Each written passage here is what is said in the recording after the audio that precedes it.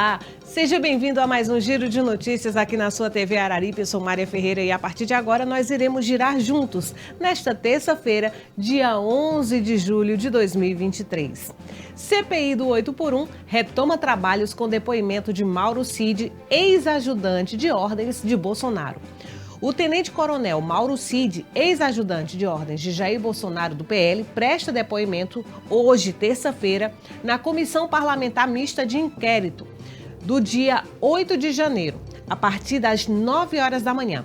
O depoimento de Cid era aguardado para a semana passada, mas em meio ao esforço concentrado da Câmara dos Deputados, as sessões foram adiadas. O ex-ajudante de ordens de Bolsonaro foi preso no dia 3 de maio na Operação Venire, que apura suposto esquema de fraudes nos cartões de vacinação. Mauro Cid é considerado uma das peças-chave para as investigações sobre os ataques de 8 de janeiro. E a matéria na íntegra você acompanha no site metrópolis.com. Relatora da CPMI de 8 de janeiro quer acessar os e-mails trocados por Mauro Cid. A relatora da CPMI de 8 de janeiro, a senadora Elisiane Gama, apresentou um requerimento na qual solicita a quebra de sigilo telemático dos e-mails trocados pelo tenente-coronel Mauro Cid quando ele ocupava o cargo de ajudante de ordens de Jair Bolsonaro. O militar depõe à comissão hoje, terça-feira, dia 11. O pedido é parte de uma estratégia para o caso de Cid decidir ficar em silêncio durante os questionamentos dos parlamentares. O militar conseguiu no Supremo Tribunal Federal uma liminar que garante seu direito de não produzir provas contra si mesmo no depoimento. Matéria na cartacapital.com.br. Eduardo Bolsonaro alega perseguição após Dino pedir apuração da Polícia Federal. O deputado federal Eduardo Bolsonaro foi às redes sociais alegar perseguição por parte do governo do presidente Luiz Inácio Lula da Silva após o ministro da Justiça e Segurança Pública, Flávio Dino, ter determinado que a Polícia Federal investigue o discurso do parlamentar realizado neste domingo, dia 9 de julho, que equipara professores doutrinadores a traficantes de drogas. O ministro da Justiça mobilizar a Polícia Federal para investigar minha analogia sobre doutrinadores que se aproveitam da posição de professores para escravizarem pela ideologia, agirem como traficantes que escravizam pela droga, ambas as situações propiciadas pela ausência dos pais no dia a dia dos filhos. É mais um degrau da escalada autoritária no Brasil, escreveu o filho do ex-presidente Jair Bolsonaro, do PL.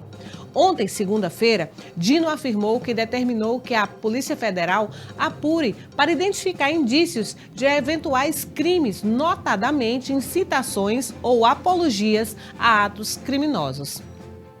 Eduardo discursou em evento do grupo Pró-Armas, que defende a flexibilização do porte e da posse de armas para a população. E a matéria na íntegra você encontra no site estadodeminasgerais.com.br.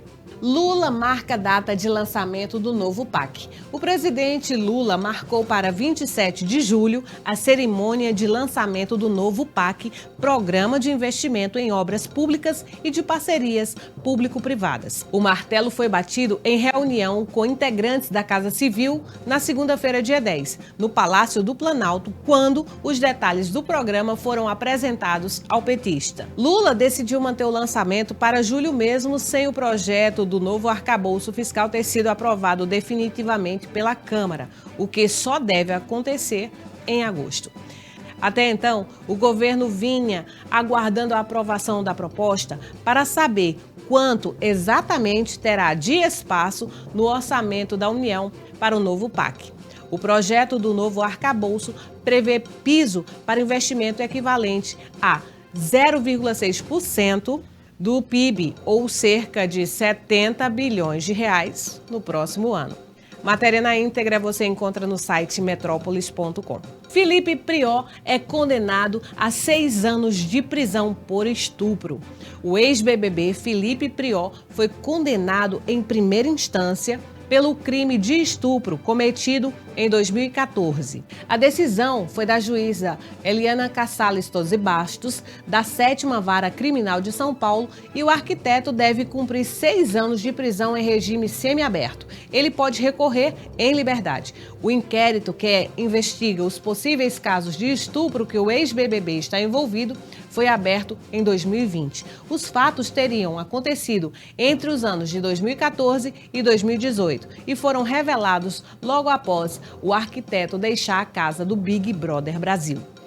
A matéria na íntegra você encontra em extra.globo.com. Aumento passagem de ônibus. Governo de Pernambuco autoriza reajuste de passagens no transporte intermunicipal.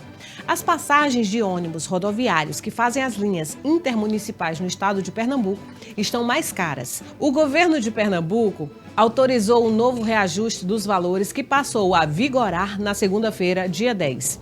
O índice de aumento, segundo a empresa pernambucana de transporte intermunicipal, gestora do sistema intermunicipal, foi de 7,24% e para compensar os efeitos da inflação do período de 1º de março de 2022 a 31 de maio de 2023. O sistema de transporte intermunicipal atende as cidades da Zona da Mata, Agreste e Sertão de Pernambuco. São 7 empresas: Progresso, 1002, Borborema, Rodotur, Astrotur, Coletivos, Joalina e Logo Transporte, que transportam 1,3 milhão de passageiros por mês. O aumento foi autorizado pela Agência de Regulação de Pernambuco e, segundo a EPTI, o percentual de 7,24% é o máximo que pode ser praticado por cada empresa. O aumento real das tarifas é definida por cada uma das empresas de acordo com as linhas. Matéria na íntegra você encontra em JCNE10. Gilmar desarquiva ações contra Bolsonaro e mais 5 por crime na pandemia. Decano do STF retoma processos e determina que a PGR se manifeste.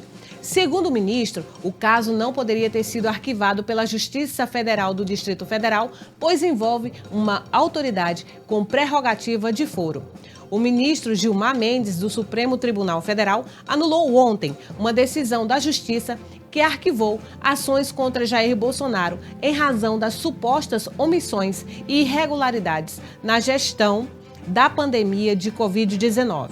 Com isso, o magistrado determinou que a Procuradoria-Geral da República se manifeste sobre eventuais crimes cometidos pelo ex-presidente. A matéria na íntegra você vai encontrar no site Correio Brasiliense.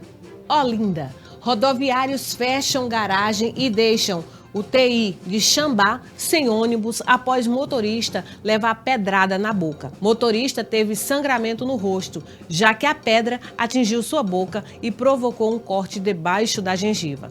O terminal integrado de Xambá, em Olinda, na região metropolitana do Recife, começou a terça-feira, dia 11, sem ônibus após a garagem da empresa Caxangá ser fechada em protesto organizado pelo Sindicato dos Rodoviários. O ato, que durou cerca de 4 horas, ocorreu após uma motorista da linha TI Xambá Rio Doce ser agredida com a pedrada no rosto por pessoas que subiram no ônibus na segunda-feira, dia 10. Os ônibus começaram a ser liberados por volta das 7 horas. De acordo com o Sindicato dos Rodoviários, a profissional trabalhava quando foi agredida com a pedrada na boca. Ela foi ao Instituto Médico Legal do Recife para realizar exame de corpo de delito e registrou boletim de ocorrência, além de ter sido atendida por médico. A motorista teve sangramento no rosto, já que a pedra provocou um corte debaixo da gengiva. E a matéria na íntegra você encontra no site folhape.com.br. Estupro no aeroporto. Polícia prende suspeito de estuprar 4 mulheres no aeroporto do Recife. A Polícia Civil prendeu, segunda-feira, ontem, o homem suspeito de estuprar 4 mulheres durante uma entrevista de emprego no Aeroporto Internacional do Recife, Guararapes, na zona sul do Recife. O suspeito, que não teve o nome e idade revelados, era funcionário da empresa terceirizada que presta serviços de vigilância no aeroporto e estava atuando como recrutador para preenchimento de vaga de inspetor de segurança. Após as denúncias, ele foi desligado. A prisão foi confirmada pelo delegado Augusto de Castro, da Delegacia de Boa Viagem.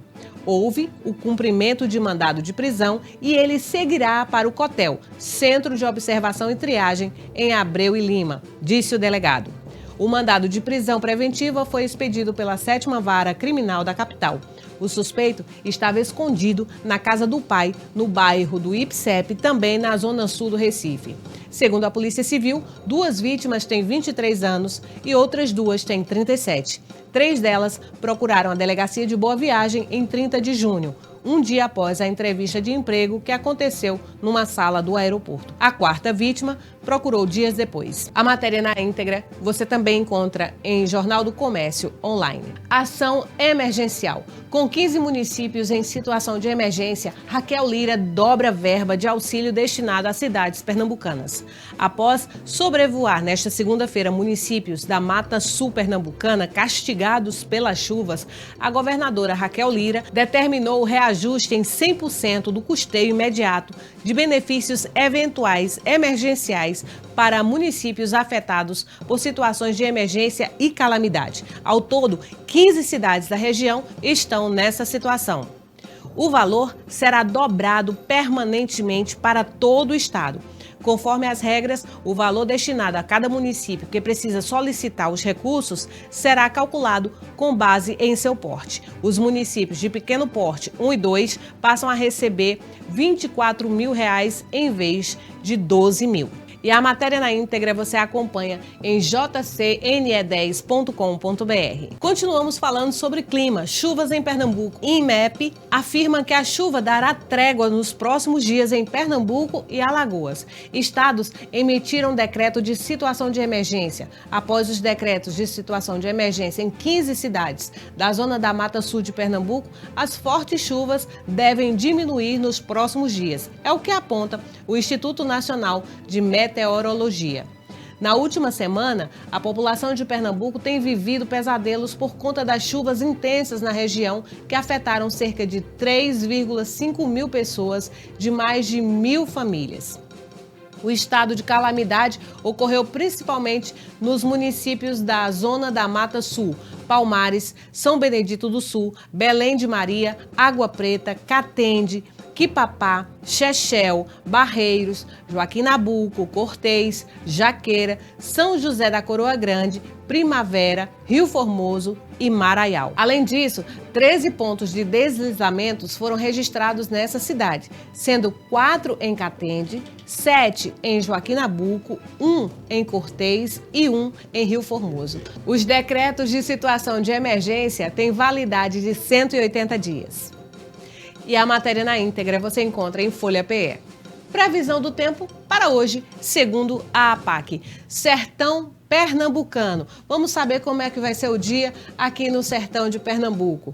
O dia será parcialmente nublado a claro, sem chuva em toda a região ao longo do dia. A temperatura máxima vai a 30 graus e a mínima a 17 graus. A umidade máxima 100% e a mínima 55%. E o vento vai estar hoje em moderado. Então, para você que está pensando em sair e fazer um piquenique, o dia hoje está propício. E é com essa matéria que a gente vai finalizando o nosso Giro de Notícias de hoje, desejando a você uma ótima terça-feira e amanhã estaremos juntos para mais um Giro aqui na sua TV Araripe.